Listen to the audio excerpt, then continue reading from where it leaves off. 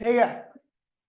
तो कल मैंने टाइप्स ऑफ फ्लो बताया था, 3 टाइप के फ्लो होते हैं, स्ट्रीमलाइन, लैमिनार और टर्बुलेंट, है ना। फिर उसके बाद मैंने रेनॉल्ड्स क्रिटिकल वेलोसिटी बताई थी कि एक वेलोसिटी जिसके बाद लिक्विड की जो फ्लो होता है वो टर्बुलेंट हो जाता है, जिससे पहले लिक्विड का फ्लो क्या होता है, स्ट्रीमलाइन और लैमिनार टाइप का रहता है। फिर मैंने बताया था रेनॉल्ड्स नंबर, याद है, मैंने कहा था रेनॉल्ड्स नंबर एक नंबर होता है जो फ्लो को दिया जाता है। अगर 0 से लेके 2000 के बीच में होता है तो स्ट्रीमलाइन होता है, और 3000 से ऊपर होता है तो क्या होता है भैया, लैमिनार होता है, और 2000 से 3000 के बीच में होता है तो अनस्टेबल फ्लो होता है। क्या होता है? ठीक है। फिर आज करने आ रहे भैया energy of liquid fluid. Fluid की कितनी एनर्जी होती है, आज खत्म हो जाएगा ये, ठीक है। तो फ्लूइड की एनर्जी की बात करेंगे तो भैया फ्लूइड एनर्जी की बात करेंगे तो सबसे पहले क्या आती है भैया, एनर्जी पोजेस बाय द, देखिए पहला आ रहा है काइनेटिक एनर्जी। क्या आ रहा है? ये वो एनर्जी होती है जो फ्लूइड में उसकी मोशन की वजह से आती है। किसकी वजह से आती है? The energy possessed by the fluid by virtue of its motion called kinetic energy. और यहां पर हम काइनेटिक एनर्जी का फॉर्मूला देख रहे हैं, half M V square. Half M क्या है, मास ऑफ फ्लूइड, वी क्या है, वेलोसिटी ऑफ फ्लूइड। ठीक है भैया, जो फ्लूइड फ्लो कर रहा है उसकी वेलोसिटी है, ठीक है, ये होगी। अच्छा, इस एनर्जी को कई बार, ये टोटल एनर्जी होती है। क्या होती है? Total energy. ये टोटल एनर्जी है, ठीक है, ये टोटल एनर्जी है फ्लूइड की, ठीक है, जिसके पास एम है और जिसकी वेलोसिटी क्या है, वी है। लेकिन यदि आपको ऐसा बोला जाए कि मान लीजिए 100 जूल एनर्जी है, क्या है ये, और इसका 100 किलो मास है, तो 1 किलो मास के पास कितनी एनर्जी होगी? 1 जूल, 1 जूल पर केजी, है ना। तो ऐसी कुल एनर्जी क्या है, ये है, मैं बोलूंगा 1 किलो मास के पास कितनी होगी। तो आप क्या करोगे, डिवाइड कर दोगे। काइनेटिक एनर्जी पर यूनिट मास कहते हैं इसको, क्या कहते हैं, मास। इसके लिए आप काइनेटिक, टोटल काइनेटिक एनर्जी को कुल मास से डिवाइड करो। टोटल काइनेटिक क्या, half M V square upon में एम, एम से एम कैंसिल हो गया, हाफ वी स्क्वायर। ये भी kinetic energy per unit mass, मतलब 1 किलो के अंदर इतनी एनर्जी होगी, ठीक है। अगला आता है kinetic energy per unit volume. जैसे मान लीजिए इतनी एनर्जी इतने मास के पास थी, और जो इसका जो वॉल्यूम था वो था 10 मीटर क्यूब, क्या थी, तो 1 मीटर क्यूब के पास कितनी एनर्जी होगी, 10 जूल। 10 मीटर क्यूब के पास इतनी एनर्जी, तो 1 मीटर क्यूब के पास 10 जूल। कैसे निकाला, दिस डिवाइड बाय दिस। तो हमें अगर kinetic energy per unit volume निकालना है, क्या निकालना है, वॉल्यूम निकालना है, तो कुल एनर्जी को उस वॉल्यूम, पानी लिक्विड के वॉल्यूम से क्या करो, डिवाइड कर दो। तो ये हो जाएगा आपका half M V square divide by volume. Mass upon में वॉल्यूम क्या होता है भैया, डेंसिटी, तो हाफ रो वी स्क्वायर। ये पर यूनिट वॉल्यूम के पास जो एनर्जी होती है काइनेटिक, वो ये है, कोई दिक्कत तो नहीं है। अगला आ रहा है भैया पोटेंशियल एनर्जी। क्या आ रहा है, the energy possessed by the body liquid by virtue of its position above the surface of earth। मान लीजिए टंकी के अंदर पानी का मास क्या है, m है, उसकी जमीन से हाइट क्या है, h है, तो इसके पास जो कुल एनर्जी रहेगी वो रहेगी आपकी mgh। क्या रहेगी, ये कुल एनर्जी है।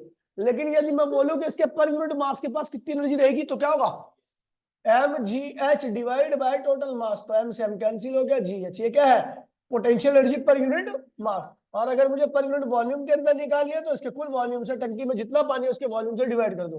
तो मास अपॉन वॉल्यूम क्या होता है, डेंसिटी, रो जी एच, ठीक है। अब आता है अगला प्रेशर एनर्जी। क्या आता है, प्रेशर एनर्जी क्यों आती है, तो भैया ये ध्यान रखना, एनर्जी हमेशा वर्क की वजह से आती है, ठीक है। एक टंकी है जिसके अंदर क्या भरा पड़ा है, पानी भरा पड़ा है, ठीक है। यहां पर एक छोटा सा पिस्टन लगा दीजिए, ठीक है। इस टंकी के पानी ने इस पिस्टन के ऊपर प्रेशर लगाया, जिसकी वजह से ये पिस्टन ए से कहां पे आ गया, ए डैश पर आ गया, कहां आ गया। और इस दौरान इसके अंदर जो डिस्प्लेसमेंट हुआ पिस्टन की पोजीशन में, वो क्या था, एक्स था। अच्छा, इस पिस्टन का जो एरिया था वो क्या था, ए था। अब प्रेशर कितना लग रहा था इस लेवल पे, फ्री, कितना लग रहा था, तो work done by pressure, work done by pressure, ठीक है, वही किसके बराबर होगा, प्रेशर एनर्जी के, किसके बराबर होगा, टोटल प्रेशर एनर्जी के, एनर्जी। और कैसे निकलेगा भैया, वर्क क्या होता है, फोर्स इंटू में डिस्प्लेसमेंट।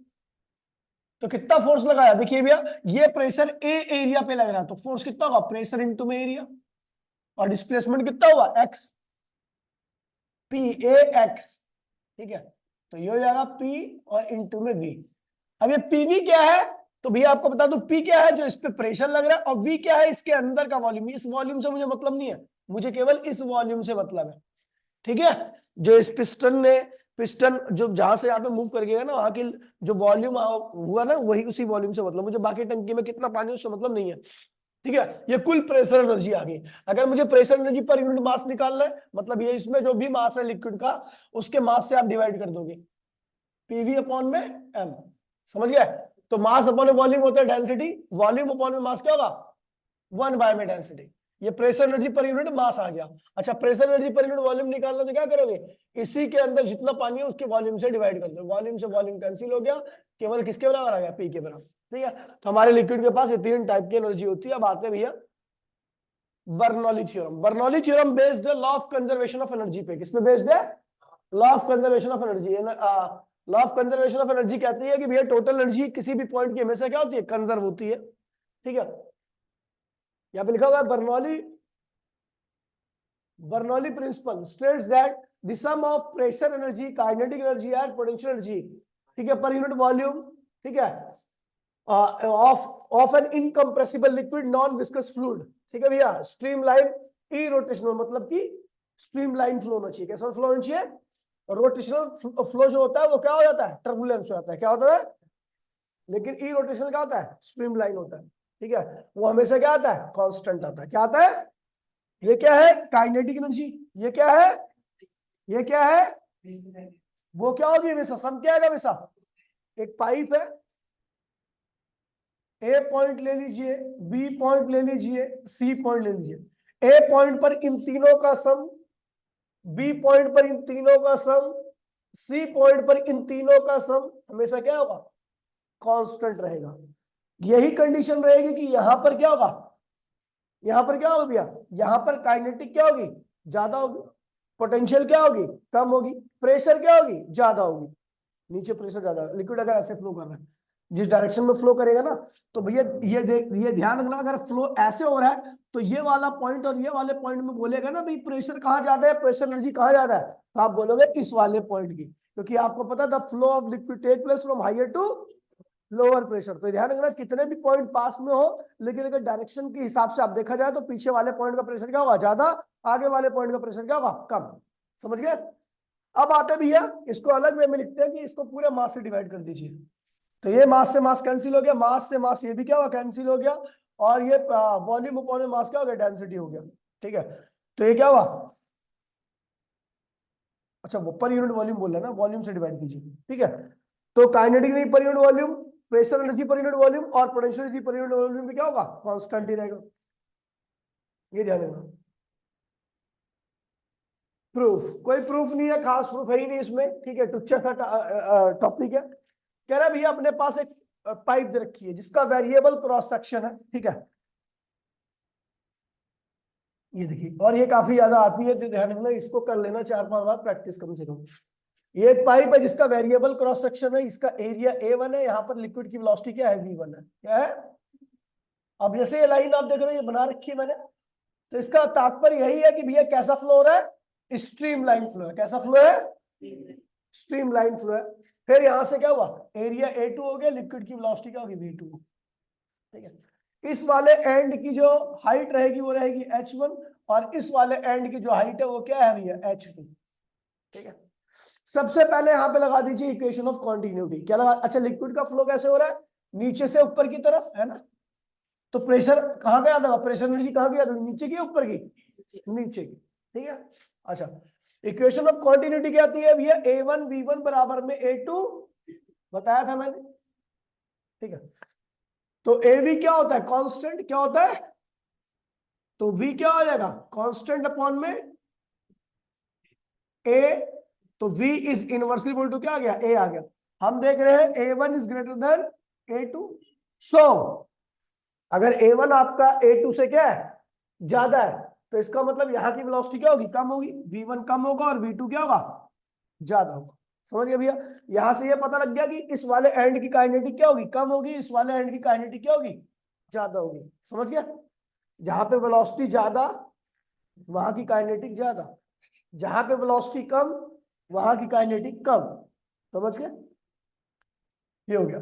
अब देखिए भैया, चलो भैया आप करते हैं यहाँ पर। तो अगर मैं बात करूं इस बार, हाँ ठीक, यहाँ पर देखिए इस वाले एंड का कुल 1 मिनट निकाले, ये समझ में आ गया नहीं आ गया? अब हमने क्या किया कि टोटल एनर्जी एट पॉइंट, देखिए आपको पता है लिक्विड अगर चल रहा है यहां से ऊपर की तरफ जा रहा है, तो इसका मतलब ये हुआ कि जो भी ये अगर मान लीजिए प्रेशर एनर्जी नहीं होती तो लिक्विड ना तो ऊपर जाता और ना ही इसके पास वेलोसिटी आती, ना चल पाता। चला क्यों? क्योंकि प्रेशर एनर्जी है। किसकी वजह से? इस वाले एंड पे मान लीजिए 1 सेकंड में वॉल्यूम कितना जा रहा था, V1 कितना जा रहा था, और यहाँ का प्रेशर कितना था, P1। तो यहाँ का देखिए, यहाँ पर प्रेशर क्या हो गया, P2, और यहाँ से जो 1 सेकंड में लिक्विड निकल रहा है वो क्या है, V2। आपको बता दूं 1 सेकंड में जितना लिक्विड यहाँ से एंट्री मारेगा उतना लिक्विड क्या होगा, बाहर निकलेगा। तो V1 बराबर, इसे V ही ले लेते हैं, क्या लेते हैं, V लेते हैं। तो energy of pressure energy difference, pressure energy difference क्या होगा, पहले वाले एंड की प्रेशर एनर्जी माइनस दूसरे वाले एंड की प्रेशर एनर्जी। पहले वाले एंड की प्रेशर एनर्जी क्या होगी, P1 इंटू में V, माइनस दूसरे वाले एंड की क्या होगी, P2 इंटू में V। ठीक है, समझ गया? V कॉमन लेने की आवश्यकता नहीं है।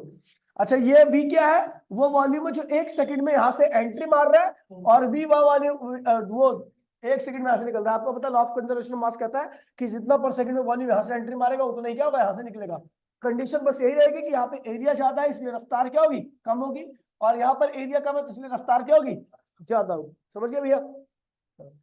अब आपको पता है चेंज इन काइनेटिक एनर्जी कितना आएगा, काइनेटिक एनर्जी में कितना चेंज आएगा बताइए। किस वाले एंड की काइनेटिक ज्यादा है, इस वाले एंड की या इस वाले एंड की, ऊपर वाले की। कितनी काइनेटिक, देखिए मैंने मान लिया कि पर सेकंड में यहां से मास कितना निकल रहा है, m, और यहाँ पे पर सेकंड में कितना जा रहा होगा मास, m ही जा रहा होगा, क्योंकि लॉ ऑफ कंजर्वेशन मास भी वैलिड है। ठीक है, half m v2 square minus half m v1 square. अच्छा, चेंज इन पोटेंशियल एनर्जी कितना आएगा, तो आपको पता पोटेंशियल एनर्जी किसकी ज्यादा होगी, पहले वाले एंड की, दूसरे वाले एंड की, दूसरे वाले की, क्योंकि उसकी हाइट क्या है, ज्यादा। ठीक है, तो क्या होगा, M G H one minus, sorry M G H one. ठीक है, अब मुझे पता है ये जो काइनेटिक एनर्जी में चेंज आया और ये जो पोटेंशियल एनर्जी में चेंज आया वो किसकी वजह से होगा, प्रेशर एनर्जी के चेंज के वजह से। अगर प्रेशर एनर्जी का चेंज नहीं होता तो ना तो लिक्विड ऊपर जाता, पोटेंशियल एनर्जी में भी चेंज नहीं आता, और ना ही काइनेटिक आती।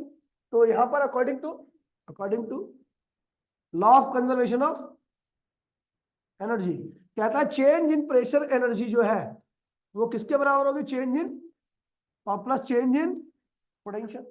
चेंज इन प्रेशर एनर्जी क्या है, P1V माइनस P2V बराबर में चेंज इन काइनेटिक क्या है, half m V2 square minus half m V1 square, और चेंज इन पोटेंशियल क्या है, mgh2 माइनस mgh1। कोई दिक्कत तो नहीं भैया, हो गया? फिर हमने क्या किया, 1 वालों को एक साइड में, 2 वालों को एक साइड में। ठीक है, तो ये 2 वाला था और ये दोनों क्या थे, 1 वाले थे। इधर की साइड में लाया तो क्या हो, P1V plus half mv1 square plus mgh1। ऐसे 2 वालों को एक साइड में लिखो तो क्या हो, P2V plus half mv2 square plus mgh2।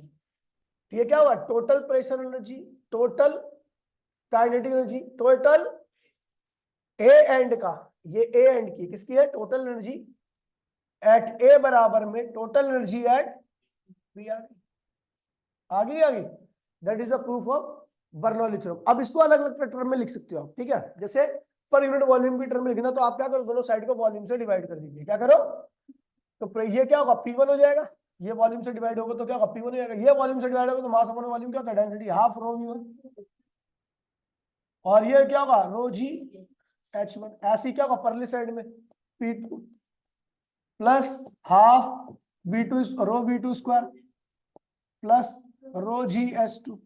अच्छा, पर यूनिट मास की टर्म में निकालना चाहो दोनों साइड में क्या करो, लिक्विड के मास से डिवाइड कर दो। ठीक है भैया, समझ गया। तो इस तरीके से आपको बर्नौली थ्योरम प्रूफ करनी है, कुछ भी नहीं है, आसान सा टॉपिक है, 2 बार प्रैक्टिस करोगे अपने आप ही पता लग जाएगा।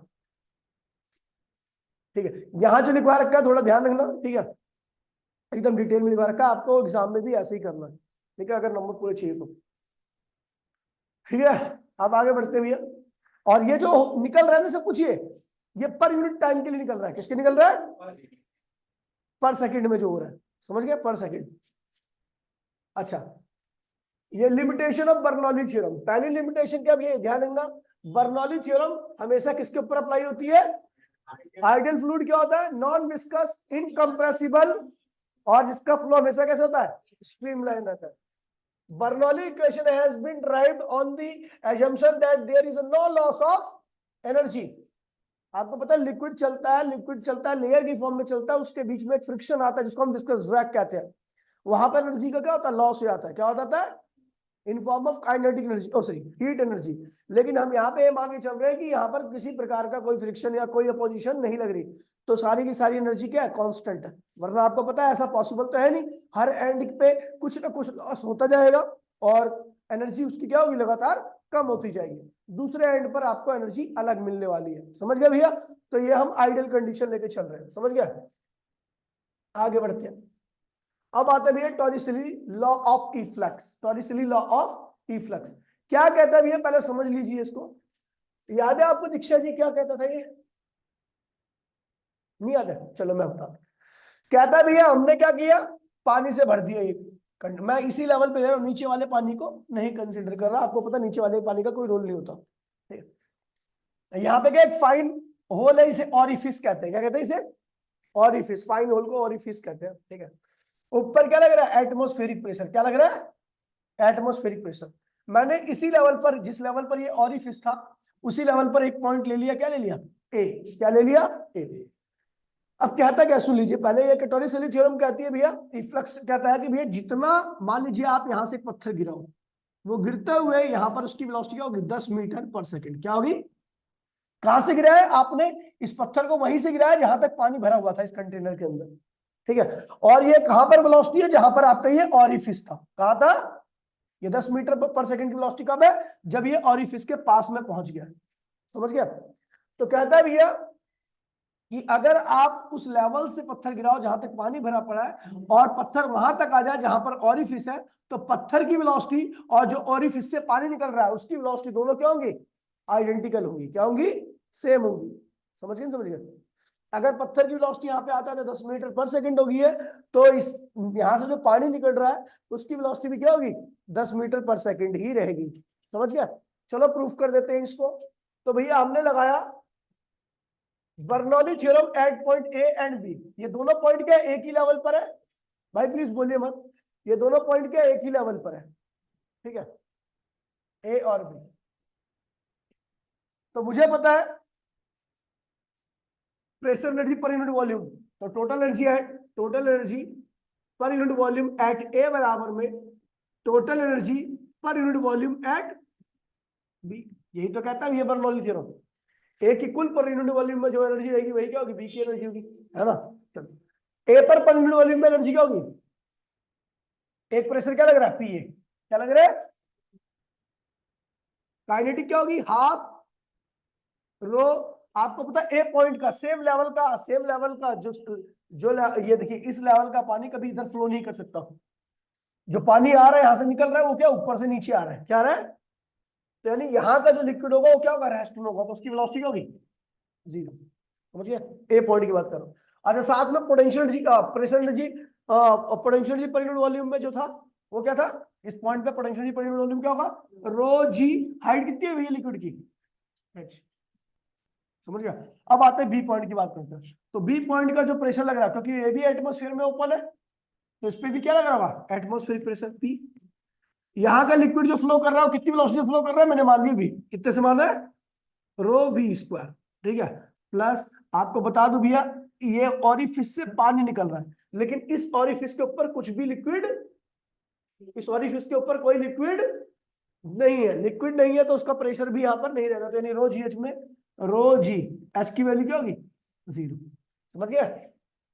देखिए भैया यहाँ पर एक्चुअल में देखिए, मैं आपको डायरेक्टली, ये एक्चुअल में सबके सब क्या प्रेशर है, ये सारे के सारे क्या प्रेशर है। प्रेशर एनर्जी देखिए, kinetic energy per unit volume, pressure energy per unit volume, और potential energy per unit volume, ये सब क्या होते हैं, प्रेशर होता है। क्योंकि रो जी एच किसका फॉर्मूला होता है, रो जी एच किसका फॉर्मूला है, अब प्रेशर का ही फॉर्मूला है।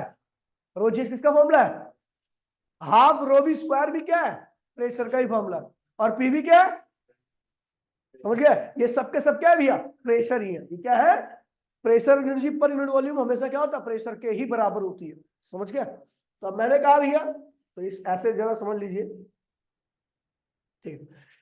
पहले ए पॉइंट की बात करूं तो ए पॉइंट पर कौन सा प्रेशर लग रहा है, एटमॉस्फेरिक प्रेशर, प्लस लिक्विड के वजह से प्रेशर लग रहा है, क्या लग रहा है, एच रो जी। और लिक्विड के चलने की वजह से भी एक प्रेशर आता है, जो कि क्या होता है, हाफ रो बी स्क्वायर। क्या होता है, लिक्विड यहाँ का चल नहीं रहा, तो इसलिए वाला प्रेशर क्या होगा, जीरो। समझ गया। अब बी पॉइंट की बात करते हैं, तो बी पॉइंट पर चल रहा है लिक्विड, तो चलने की वजह से प्रेशर क्रिएट करेगा, क्या होगा, half rho B square. Height है ही नहीं इसके ऊपर लिक्विड की, तो वाला प्रेशर क्या होगा, जीरो रो जी जीरो। और हमें तो क्या पता भैया, हाँ चल रहा है, चलने वाला क्या, हाफ रो बी। देखिए समझ गया, ये भी प्रेशर है, ये भी प्रेशर है, ये भी, लेकिन ये किसकी वजह से प्रेशर है, एटमॉस्फेरिक प्रेशर। ये किसकी वजह से प्रेशर है, लिक्विड कॉलम की वजह से प्रेशर। ये किसकी वजह से प्रेशर है, लिक्विड के चलने की वजह से। तो भैया ये जीरो हो गया, ये और ये कैंसिल हो गया, है ना। तो यहाँ पे क्या हो जाएगा, रो जी एच बराबर में क्या है, हाफ रो बी स्क्वायर। रो से रो कैंसिल हो गया, तो वी की वैल्यू क्या है, वी इक्वल्स टू में under root two G H. ये किसकी वेलोसिटी आई भैया, ये जो पानी निकल रहा है इसकी वेलोसिटी है। समझ गया। अब हमें इसी लेवल से एक पत्थर गिराना है, इसकी इनिशियल वेलोसिटी क्या है, जीरो। कितना गिरे, ये एच हाइट तक गिरे। अच्छा जब गिर रहा है तो इसका एक्सेलरेशन क्या होगा, प्लस जी के बराबर।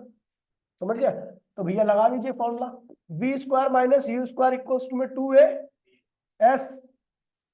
ठीक है, तो वी निकालना आपको, यहाँ की वेलोसिटी निकालनी है। इनिशियल वेलोसिटी क्या है भैया, जीरो। दो बॉडी गिर रही है, कितने एक्सेलरेशन से, जी से। डिस्टेंस कितना ट्रैवल करना है, एच। तो वी की वैल्यू क्या होगी, टू जी एच। तो वी की वैल्यू क्या होगी, टू जी एच। हम देख रहे हैं भैया, सेम आंसर आ, समझ गए। ये है टॉरिसली फ्लक्स, कोई दिक्कत तो नहीं है। ये पानी निकलने की वजह से पानी नीचे गिरेगी, नहीं, पानी जिस वेलोसिटी से निकल रहा है वो वाली है। तो अगर थिकनेस मतलब वो पाइप छोटी हो जाए तो पतली हो जाए तो पाइप वेलोसिटी वही रहेगी। अच्छा, और अच्छा वैसा कह रहा है कि बर्नौली थ्योरम की बात कर रहा है। अब तो स्पेसिफिक पाइप होनी चाहिए, उसमें वेरी मत करिए ना। अब पतली कर देगा तो और तेज निकलेगी। समझ गया, हो गया। अब आते भैया venturi meter, out of syllabus है मेरे ख्याल से ये, है ना। पढ़ाया तो मैंने सभी है, हाँ? एक बार देखिए सिलेबस में है नहीं है, हाँ? नहीं वाले एलसीडी में नहीं है, ये टॉरिसली था, खामखा ही पढ़ा, इसको अच्छा लगता है।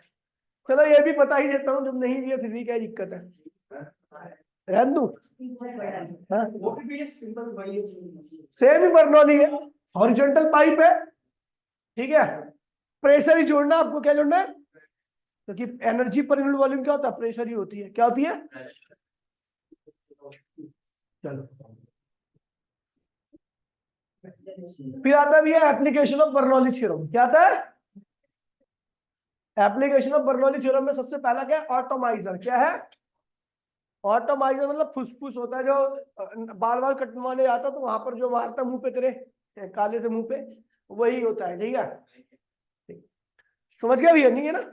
चलो, तो अंदर क्या भरी पड़ी होती है, एयर। अंदर क्या भरी पड़ी है, एयर से पूरा भरा पड़ा मामला। ठीक है, इसके अंदर क्या भरा पड़ा है, लिक्विड। अब यहाँ पे दो फाटक होते हैं, एक फाटक ऊपर खुल सकता है और यहाँ का फाटक बाहर खुल सकता है। पीछे की तरफ नहीं खुल सकता, पीछे की तरफ इसका पीछे नहीं आ सकता, ये नीचे नहीं आ सकता। समझ गया, ये पीछे नहीं आ सकता और ये, समझ गए भैया। आप देखिए, जैसे हमने क्या किया, प्रेस किया, क्या किया, इसे प्रेस करने से एयर का फ्लो बहुत तेजी से हुआ। अब एयर का प्रेशर इस पे भी लगा, ये तो नीचे नहीं आ सकता, लेकिन ये आगे जा सकता है, तो सारी एयर क्या होगी, बाहर निकल गई, निकल गई। अब जब एयर निकल गई तो अंदर कैसा प्रेशर बन गया, यहाँ पर वैक्यूम बन गया। क्या बन गया, वैक्यूम। अब वैक्यूम को फिलअप करने के लिए दो चीजें होती हैं। वैक्यूम को फिलअप कैसे किया, इस पर फ्लूइड ले आया, फ्लूइड को उस वैक्यूम में घुसेड़ दिया जाए। तो अंदर तो वैक्यूम बन चुका है क्योंकि एयर निकल चुकी है, तो जैसे ही वैक्यूम बना और हमने छोड़ा तो बाहर से अंदर की तरफ क्या हुई, उस वैक्यूम ने एयर को खींचा। लेकिन जब बाहर से अंदर की तरफ एयर खींचा जाएगी तो ये फाटक क्या होगा, बंद हो जाएगा। लेकिन आपको पता है अंदर फ्लूइड भरा पड़ा है, ये भी वैक्यूम को फिलअप कर सकता है। तो यहां से लिक्विड आएगा और जैसे लिक्विड आएगा तो क्या हुआ, ये फाटक बाहर की तरफ क्या होगा, खुल जाएगा और ये लिक्विड राइज करके कहां चले जाएगा, इसके अंदर चले जाएगा। इसके अंदर क्या बच जाएगा, पानी। फिर इसको प्रेस करो, प्रेस करो तो लिक्विड क्या होगा, अब पानी के यहाँ पे क्या निकलेगा, लिक्विड। और लिक्विड इधर प्रेशर लगाएगा, इधर प्रेशर लगाएगा, ये फाटक नीचे नहीं खुल सकता, और फिर से पानी निकल जाएगा। अब प्रिंसिपल यही होता है उनका भी।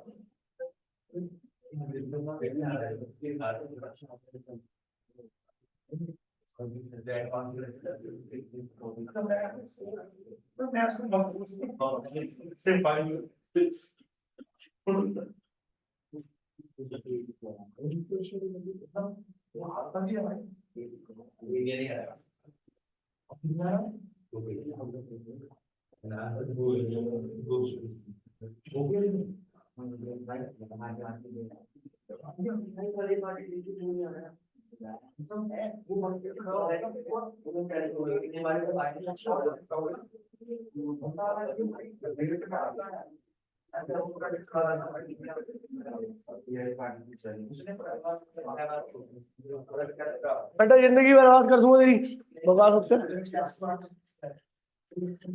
माँ बाप को धोखा तो दे रहे तू, चेस चेस करके दारू की गिलास से। मैग्नस इफेक्ट, ठीक है भैया, मैग्नस इफेक्ट बहुत प्यारा है, ध्यान दीजिएगा। मैग्नस इफेक्ट क्या है, Magnus effect, the flow of anything take place from higher pressure to lower pressure, ये पता अपने को।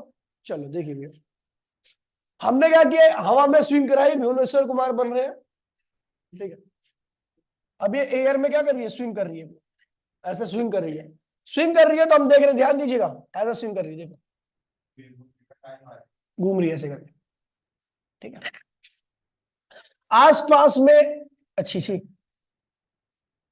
ऐसे गोल गोल घूम रही है, ठीक है। तो अपने चारों ओर क्या होता है, एक अलग से एटमॉस्फेयर क्रिएट कर लेती है जिसका प्रेशर क्या होता है, एयर है ना। कोई चीज घूमती रहती है तो अपने चारों ओर क्या करती है, गोल गोल हवा क्रिएट कर लेती है, तो ये रही हवा।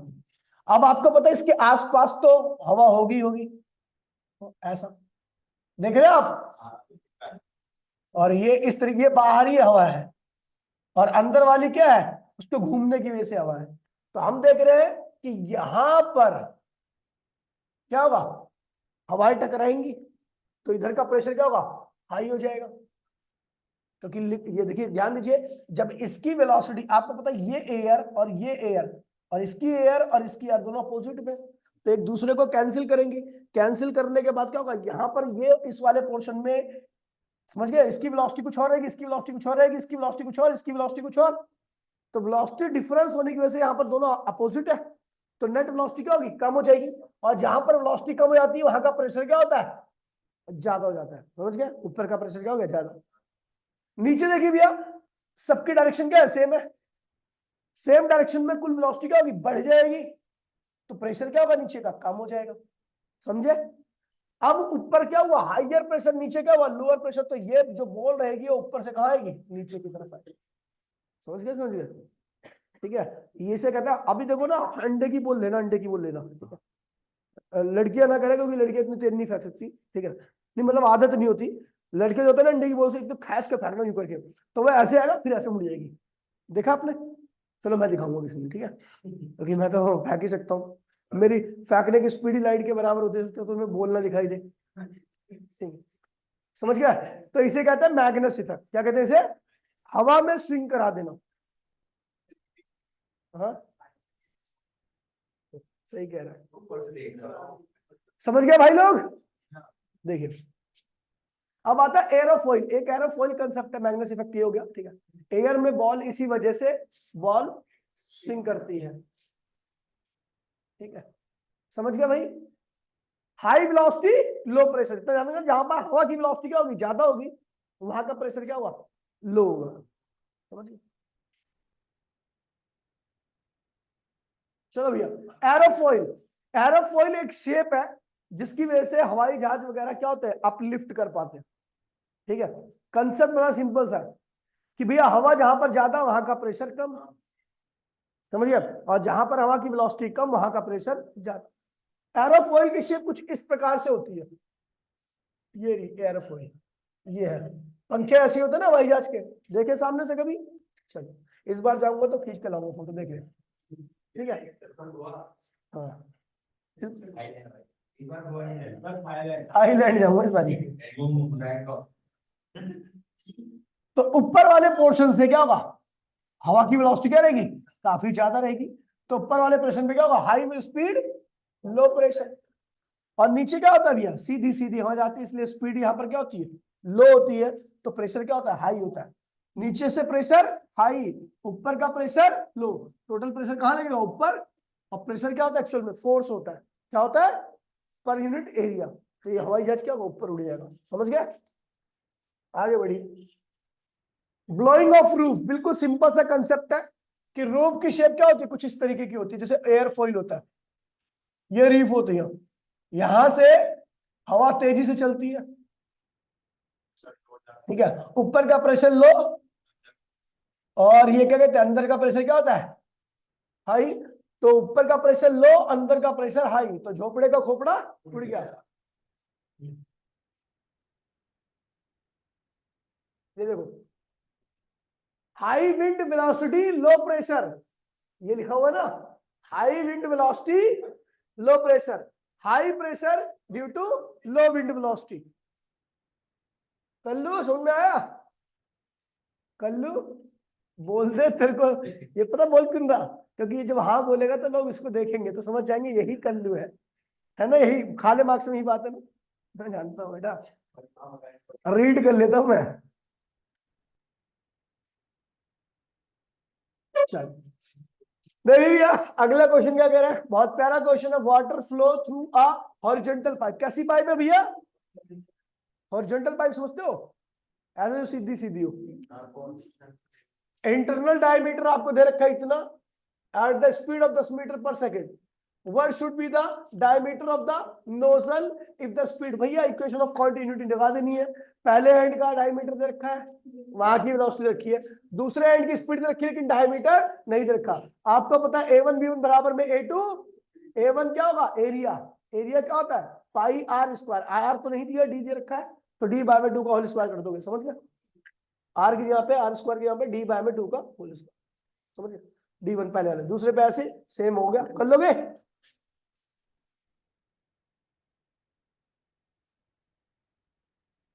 अगला क्या कह रहा है, देखिए, a fully loaded Boeing aircraft, ठीक है भैया, एनसीईआरटी क्वेश्चन है, a fully loaded Boeing aircraft, बेटा बाहर जाओ, अभी नहीं, a fully loaded Boeing aircraft 747, ये नाम है भैया, ठीक है, इसका न्यूमेरिकल से कोई संबंध नहीं है, यदि किसी प्रकार का संबंध हुआ तो उसे मात्र एक संयोग कहा जाएगा। तुम्हें नहीं पता क्या ये चीजें, पहले बोलते थे ना ऐसी कि इस घटना, इसके पात्र और इसकी क्या कहते हैं, किसी भी इंसिडेंट से कोई संबंध नहीं है किसी का, यदि किसी का संबंध हुआ तो उसे मात्र से, भूत ऊत का नाटक आता था ना, भूत ऊत का नाटक पहले आता था, कोई है, आहट, आहट देखो मजा आ जाएगा, फेयर फाइल तो कुछ नहीं था, आहट दिखता तब मजा आता, ठीक है।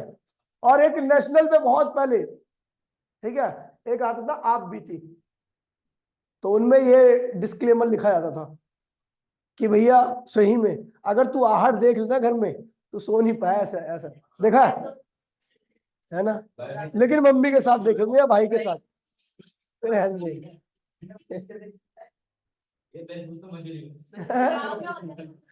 क्या, हाँ, वो कृष्णा कॉटेज भी अच्छी थी, देखी कृष्णा कॉटेज, वो भी बढ़िया मूवी। इंडियन भूत तो कार्टून लगते हैं यार, सही बताओ, है ना? तो भाई बाहर वाले चला रहे हैं काले काले नन में तो वाला सीन बड़ा खतरनाक था, जो वो शीशे में देखती है, उसे पीछे दिखाई देती है, फिर पीछे देखती है, फिर शीशे में देखती है, फिर और पास आती है। देखा है ये वाला सीन? डर नहीं लगा? डर नहीं लगा? अभी एक दिन आप आना यहाँ पे, मैं गेट बंद कर दूंगा बाहर से और चला दूंगा यहाँ पे और लाइट वाइट बंद कर दूंगा। ओए भाई, तो भैया मुद्दे पे आइए। ठीक है, ये क्वेश्चन जितने भी है सारे सॉल्व करा रखे, आसान ही है, सारे क्वेश्चन की प्रैक्टिस कर लेना। ठीक है भैया, तो फ्लूइड डायनेमिक्स खत्म हो गया, आसान क्वेश्चन है, तो सोल्यूशन देख के आपको समझ आएगा, जो नहीं आएगा पूछ लेना मेरे से आके पर्सनली। ठीक है, मिलते हैं शाम की क्लास में 4 बजे ऑसिलेशन के साथ, 7 बजे डायमेंशन के साथ। Tata bye bye. हाँ, 7 बजे टाटा बाय बाय, जय हिंद जय भारत।